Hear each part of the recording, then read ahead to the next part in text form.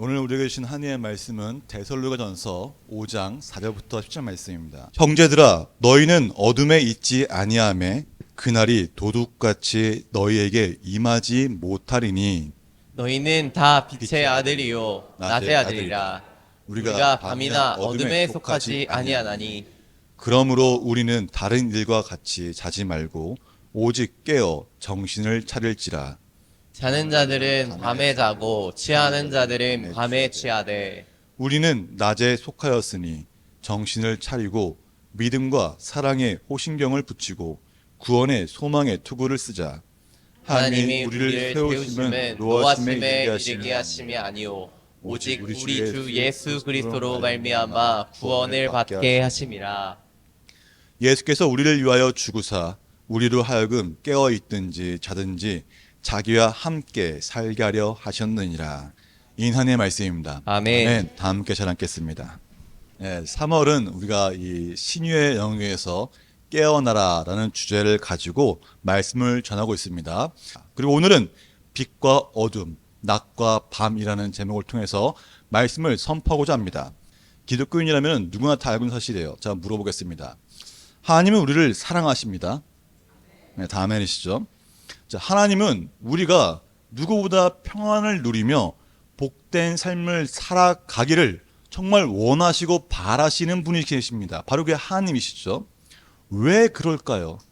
왜 하나님은 우리가 복된 삶을 살기를 원하실까요? 맞습니다. 감사합니다. 하나님이 우리를 사랑하시는 이유는 우리를 하나님이 지으셨기 때문이에요. 그냥 지으신 것이 아니라 하나님의 형상대로 지음을 받았기 때문입니다. 그래서 하나님이 사람을 만드신 후에 가장 먼저 하신 말씀이 있어요. 그 바로 창세기 1장 28절입니다. 하나님이 그들에게 복을 주시며 하나님이 그들에게 이르시되 생육하고 번성하여 땅에 충만하라. 땅을 정복하라. 바다의 물고기와 하늘의 새와 땅에 움직이는 모든 생물을 다스리라 하시니라. 아멘. 하나님이 우리를 만드신 후에 가장 먼저 하신 말씀이 바로 이 말씀입니다. 너에게 복을 주고 생육하며 번성하여 땅에 충만하고 땅을 정복하라. 다스리라고 말씀하신다는 것입니다. 하나님의 통치하심이 우리 가운데 누리며 우리는 그 가운데 복된 삶을 누리며 살았습니다. 사실 그때는 우리가 일할 필요가 없었어요. 고통도 없었습니다. 정말 그냥 그 복 그 자체의 삶이었습니다. 너무나 평안한 삶이었어요. 그러나 어떻게 했습니까? 아담과 하와가 이 사단의 유혹으로 인해 뭐가 들어왔죠? 죄가 들어왔습니다. 이 죄를 지음으로써 아담과 하와는 하나님의 통치를 잃어버리고 사단의 통치를 받게 되면서 죽을 수밖에 없는 존재가 되었습니다. 이 죄가 들어왔기 때문에 우리는 죽을 수밖에 없게 된 것이에요.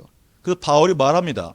로마서 5장 12절 기록되기를 그러므로 한 사람으로 말미암아 죄가 세상에 들어오고 죄로 말미암아 사망이 들어왔나니 이와 같이 모든 사람이 죄를 지었으므로 사망이 모든 사람에게 이르렀느니라. 아멘.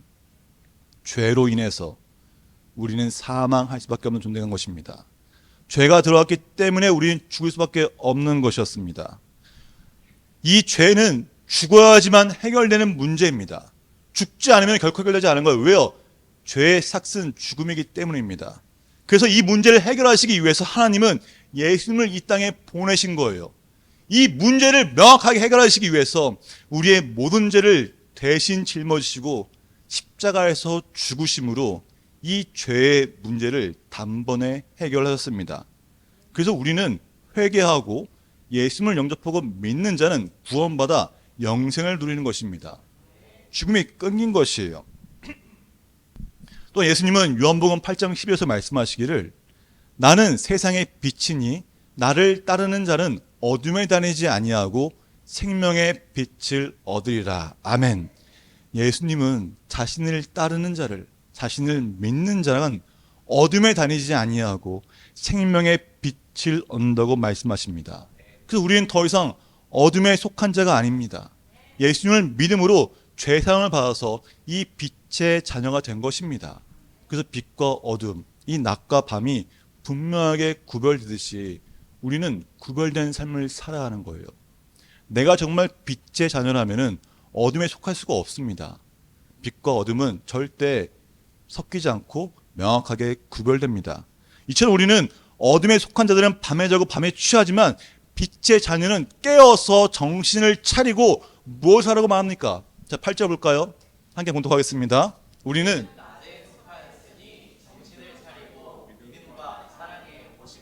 붙이고 구원의 소망을 투구를 쓰자. 자, 호식령은 이 가슴을 가리는 갑옷 같은 거 이렇게 붙이는 뭐 구리판 같은 겁니다. 자, 이걸 붙이고 투구를 쓰래요. 상상해 보십시오.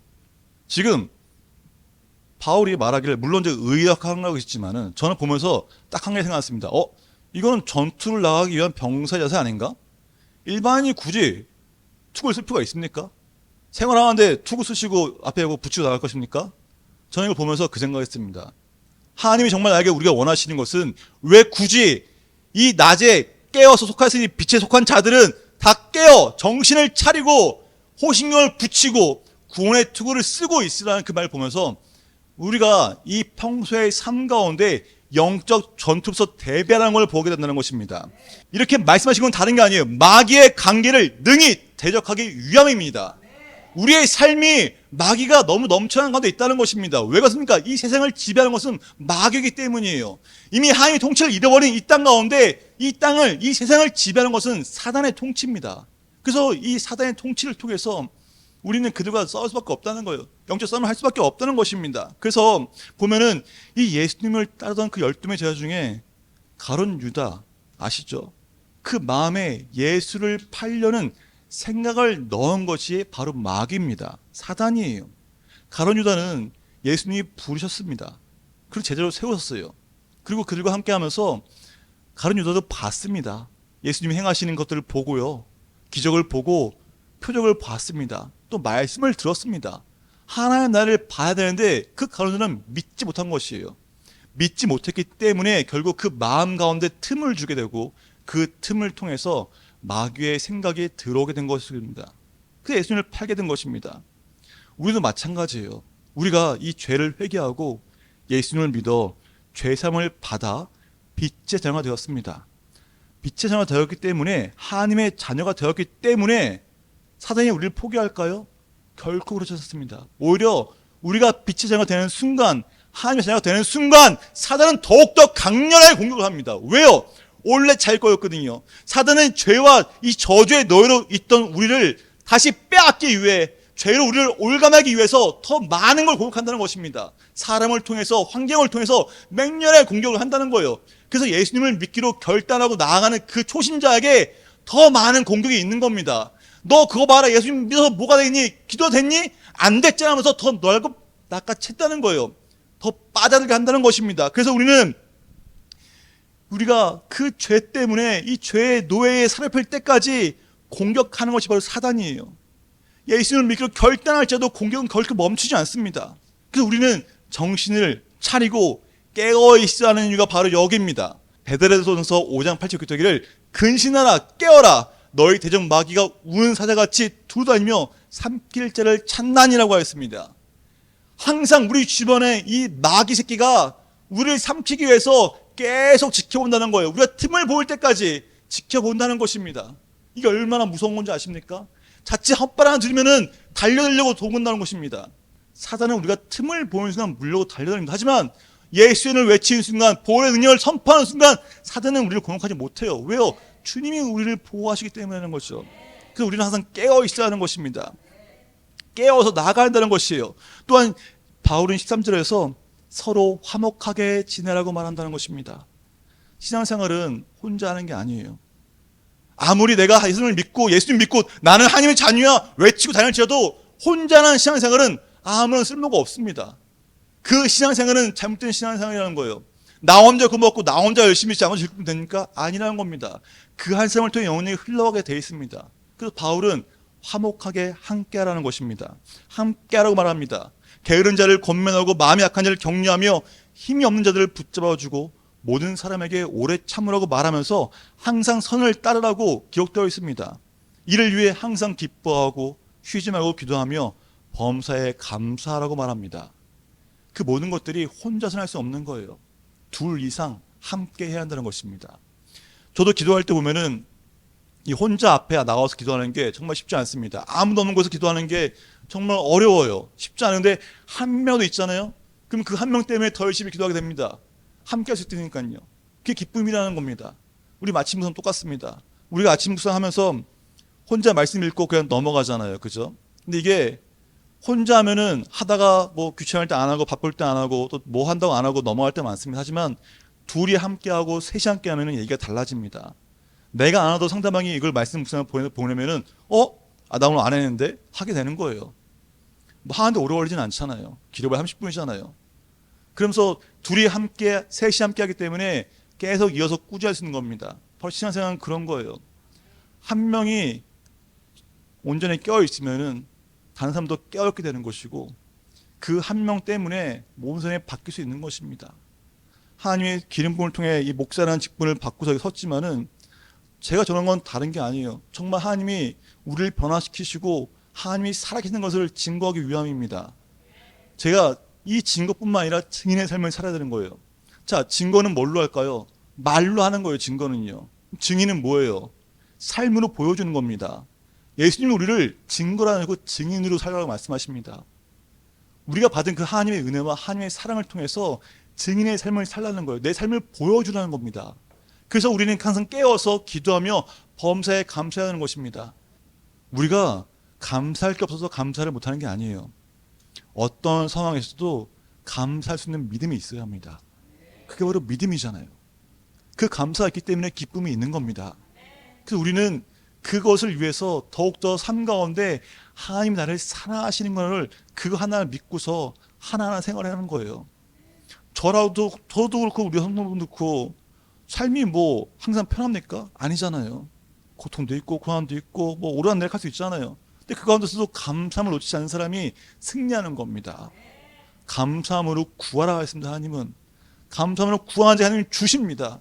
그러니 감사로 구하시면서 내게 이걸 주시면 감사합니다. 내가 이걸 주실 것임을 알기 때문에 감사한다고 적을 수 있다는 것입니다. 뿐만 아니라 바울은 또 말합니다. 성령을 소멸하지 말고 예언을 멸시하지 말고 분별하여 좋은 것을 취하고 악한 것을 멀리하라고 말합니다. 말씀이 좀 와닿지 않아서 신규성을 보니까 이 성령의 일하심을 막지 말라고 쓰여 있더라고요. 성령님이 일하실 때 우리는 그것을 우리의 생각과 다르기 때문에 막을 때가 많다는 것이에요. 내 뜻과 다르기 때문에 막고요. 내가 볼 때 아니라 생각하기 때문에 막는다는 것입니다. 그게 내 일만 아니라 다른 사람이 그런 일 할 때도 막는다는 거예요. 너 뭔데 그걸 하고 있니? 막는다는 겁니다. 근데 우리가 그거 막기 전에 먼저 뭘 해야 될까요? 기도해야 한다는 기도. 그 기도의 끈을 놓는 순간 끊어져 버리는 게 바로 우리예요. 저도 그렇지만은 이 하루에 몇 번 기도 안 하게 되잖아요. 그 마음이 심란합니다. 아주 그냥 심란한 게 아니라 이제는 그 심란을 넘어서 그냥 끊어진 연줄 같은 거예요. 기도의 끈을 놓으면 안 됩니다. 기도의 끈을 놓는 순간 우리는 하나님과 너무 멀어져 버립니다. 연이 끊어지면 어떻게 됩니까? 바람이 그냥 확 나서 저절로 가버리잖아요. 똑같아요. 날마다 5분이라도 10분이라도 이 기도의 끈을 놓지 말아야 합니다. 항상 깨어서 기도하는 자가 승리하는 걸 잊지 마시길 바랍니다. 빛의 장으로서 이 모든 걸 통해서 우리는 정신을 차리고 어둠과 구별된 삶을 살아야 합니다. 바로 그것이 하나님의 뜻이에요. 하나님이 통치하시고 다스리는 그 하나님 나라가 이 땅 가운데 임하기 위해 우리를 하나님이 부르셨습니다. 빛의 자녀로 부르셨습니다. 우리에게 정신을 차리고 나아갈 때 우리를 위해 예수님이 그 모든 것을 보여주신 것처럼 우리에게 성령의 능력을 권세를 허락하셨고요. 또한 우리가 그 영적 전투에서 이길 수 있도록 우리에게 전신갑주를 주셨습니다. 그 다음 주에 우리가 이 전시관을 볼 텐데 전신갑주를 주신 이유는 다른 게 아니에요. 전투에서 승리하기 위함입니다. 왜 승리해야 합니까? 우리는 지금 살고 있는 시대는 사단이 지배하는 세상입니다. 사단이 통치하는 세상이에요. 우리는 그 가운데 하나님의 통치하심을 받는 하나님의 자녀입니다.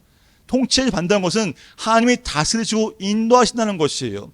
하나님이 복 주신 것을 우리가 지키며 나아간다는 것입니다. 하지만 누가 공혹합니까? 사단이 공혹한다는 것이에요. 그리고 더 나아가서 그 하나님의 은혜를 지키며 하나님의 말씀을 순종하는 것은 의를 행하는 것입니다. 의가 무엇입니까? 하나님의 복음을 전하는 것이에요. 예수의 증인으로 살아가는 것입니다.